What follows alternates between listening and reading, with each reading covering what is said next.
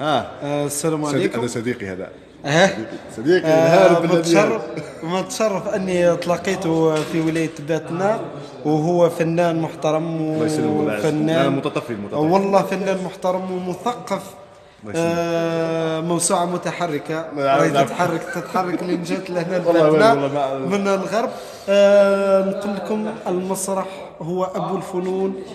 تعلموا المسرح، اسمعوا لشيخكم كي يهضر هو، انتم سكتوا لين تتعلموا، وشيخكم ثم شيخكم، وركزوا في المسرح. راهو أبو الفنون. أسعد بن عطية، محمد ياسين، سيرين. واللي يتعلم المسرح ما يخافش. حكينا على الملحمة تاع سيدنا عبد الله بن فاطمة اللي شدت ديك اللقطة هذيك تاع السيف روعة. روعة توب فنان بمعنى أتم الكلمة. الله يسلمك. والله فنان، ونتمنى لكم التوفيق إن شاء الله، ونتمنى أنكم تشرفوا الشيخ تاعكم الله يسلمك في المسرح.